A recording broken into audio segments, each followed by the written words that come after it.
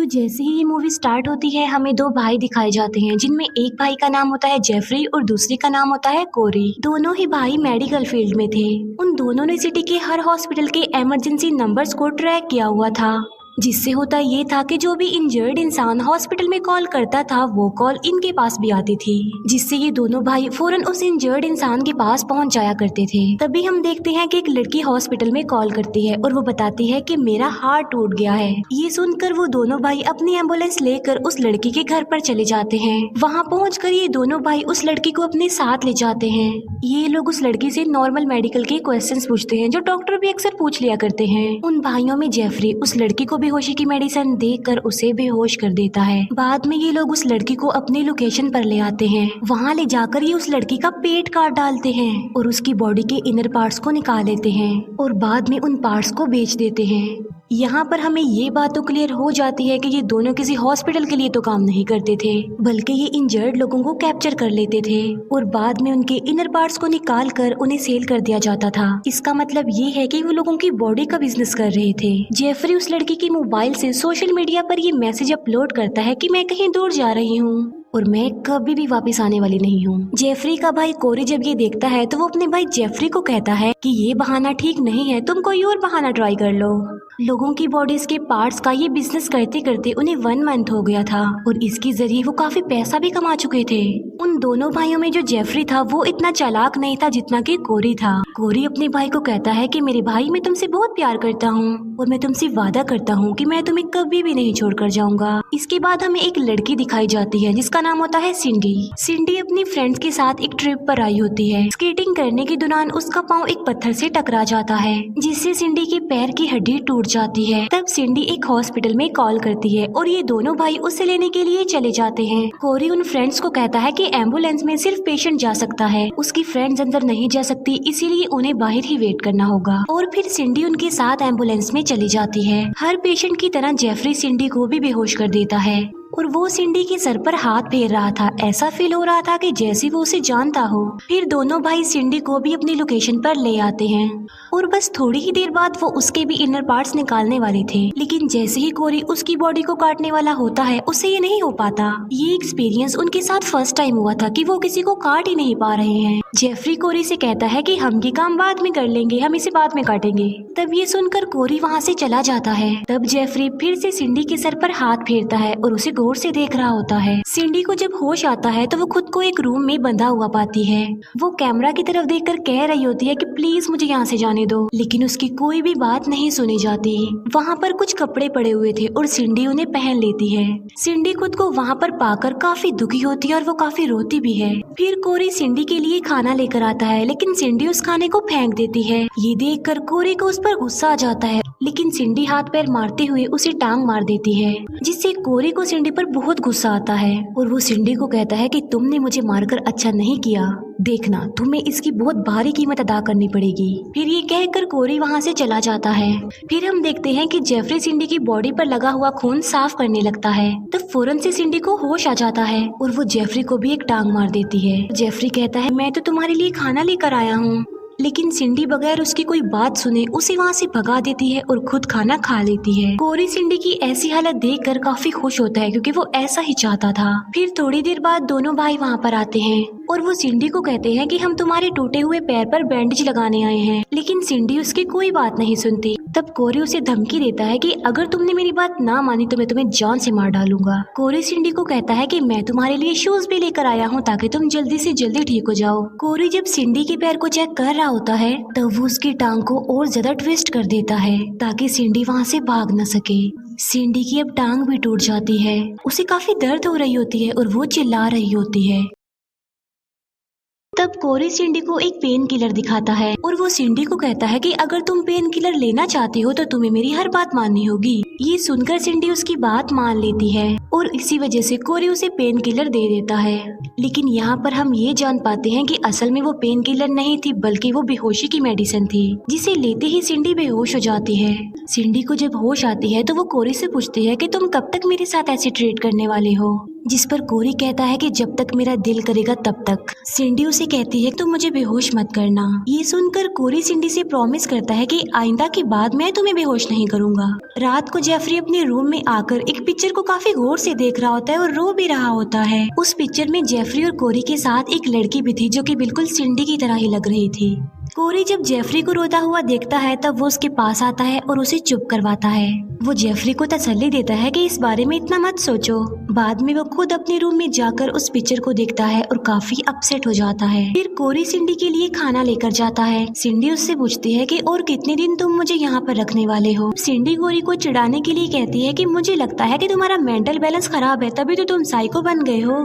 बेकसूर लोगों को अपनी ट्रैप में फंसाते हो और उनके साथ बाद में इतना बुरा करते हो। कोरी कहता है कि मैं एक शैतान हूँ और मैं तो लोगों की जिंदगी बचाने के लिए ही ऐसा करता हूँ, क्योंकि एक इंसान की बॉडी पार्ट से इतनी सारी जिंदगियां बच सकती हैं। फिर सिंडी जब कपड़े चेंज कर रही होती है तब जेफरी उसके लिए खाना लेकर आता है और वो सिंडी को कपड़े बदलता हुआ देखकर अपना मुंह फेर लेता है। तब सिंडी जेफरी के पास जाती है, तब जेफरी फौरन वहाँ से भाग जाता है। कोरी ये सब कुछ देख लेता है और वो फौरन समझ जाता है कि सिंडी उसके भाई को अपनी ट्रैप में फंसाने की कोशिश कर रही है ताकि वो जेफरी की हेल्प लेकर वहाँ से भाग सके।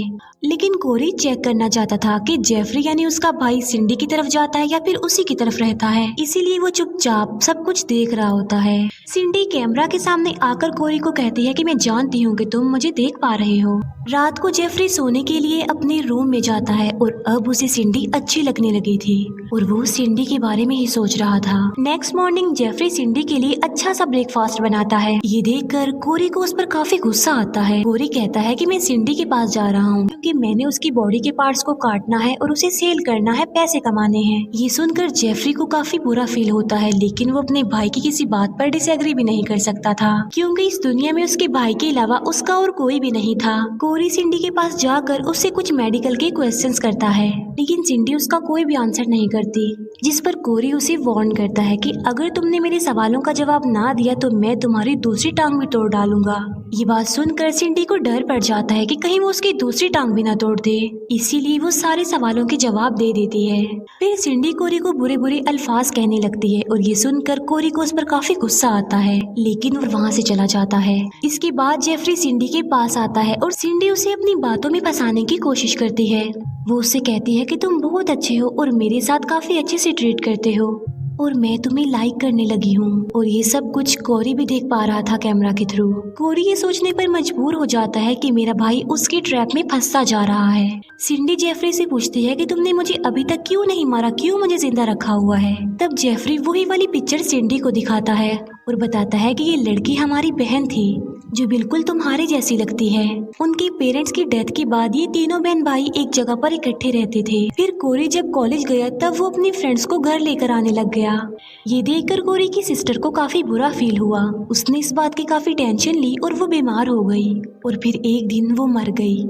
जेफरी ये भी बताता है कि कोरी ही मेरी बहन की मौत का रिस्पॉन्सिबल है। ये सुनकर सिंडी समझ जाती है कि उसका फेस उनकी सिस्टर के साथ मैच होता है, इसीलिए उन्होंने उसे नहीं मारा।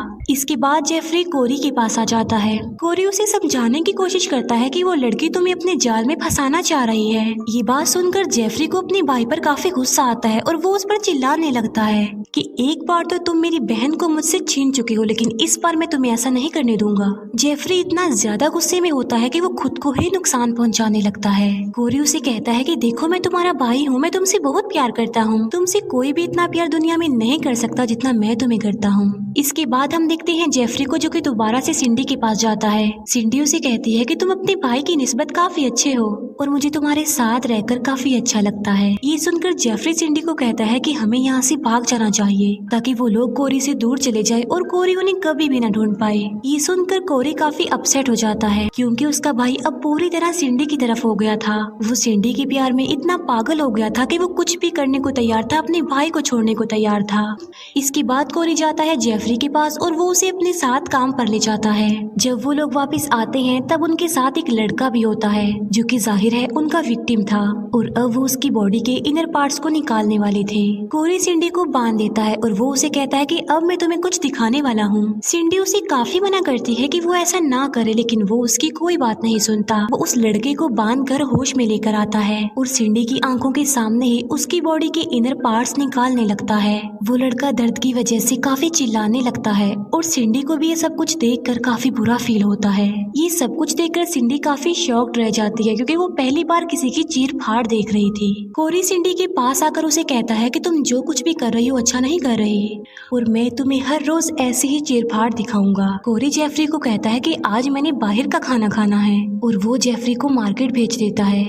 कोरी सिंडी के पास आकर उसे कहता है कि बस अब बहुत हो गया, तुमने तो सारी लिमिट्स ही क्रॉस कर दी हैं। तुमने मेरे भाई को अपने ट्रैप में फंसा लिया। और वो सिंडी को ये बात भी बता देता है कि मेरी बहन की मौत किसी सदमे की वजह से नहीं हुई थी, बल्कि मैंने उसे जहर दिया था। ये सुनकर सिंडी काफी हैरान रह जाती है। तब कोरी उस रूम में बेहोश कर देने वाली गैस छोड़ देता है जिससे सिंडी बेहोश हो जाती है। बाद में कोरी सिंडी की बॉडी पर स्टिचेस लगा देता है और वो उसके होंठों को भी सी देता है। जेफरी जब वापस आता है तब वो सिंडी की ऐसी हालत देखकर काफी गुस्से में आ जाता है। तब कोरी उसे कहता है कि मैंने जो कुछ भी किया है ना बिल्कुल ठीक किया है, क्योंकि इस लड़की ने तुम्हें अपने जाल में फंसा लिया था। लेकिन जेफरी जो कि इतने गुस्से में था वो कोरी की कोई बात नहीं सुनता और वो कोरी के सर को जमीन पर पटक पटक कर उसे बेहोश कर देता है। इसी दौरान सिंडी को भी होश आ जाता है और वो जेफरी पर अटैक करके उसे बेहोश कर देती है। जेफरी बेहोश हो जाता है और सिंडी मौके का फायदा उठाकर वहाँ से भाग जाती है।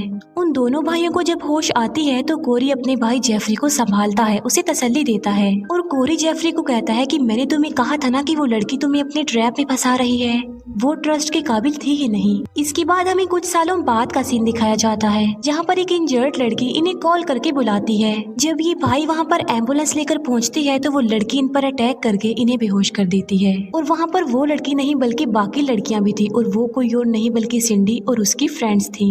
वो लड़कियाँ उन्हें उठाकर उनकी लोकेशन पर ले जाती हैं। वहाँ पर ले जाकर उन्हें बांध दिया जाता है। कोरी को जब होश आती है तो वो खुद को वहाँ पर पाकर काफी हैरान रह जाता है और जेफरी को उन्होंने बांधा था बिल्कुल वैसे ही जैसे सिंडी को बांधा हुआ था। वो सिंडी को कहता है कि सारा कसूर मेरा है तो तुम प्लीज मेरे भाई को छोड़ दो, उसे जाने दो। लेकिन सिंडी उसकी कोई भी बात मानने को तैयार नहीं थी।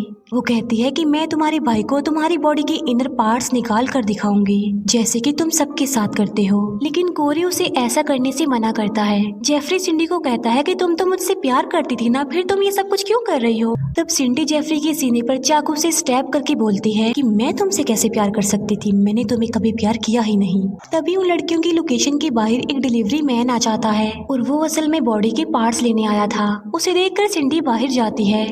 तब वो डिलीवरी मैन सिंडी से बॉडी के पार्ट्स की मांग करता है और उससे कहता है कि अगर तुम मुझे बॉडी के पार्ट्स दोगी तो मैं तुम्हें बहुत ज्यादा पैसे दूंगा। ये सुनकर सिंडी उससे कहती है कि तुम बस 5 मिनट वेट करो, 5 मिनट में मैं बॉडी के पार्ट्स लेकर आ रही हूँ। ये कहकर सिंडी वहाँ से चली जाती है बॉडी के पार्ट्स लेने। यहाँ पर सिंडी कोरी के बॉडी के पार्ट्स काटने वाली थी और बस इसी के साथ ही ये मूवी यहीं पर एंड हो जाती है। Thank you for watching.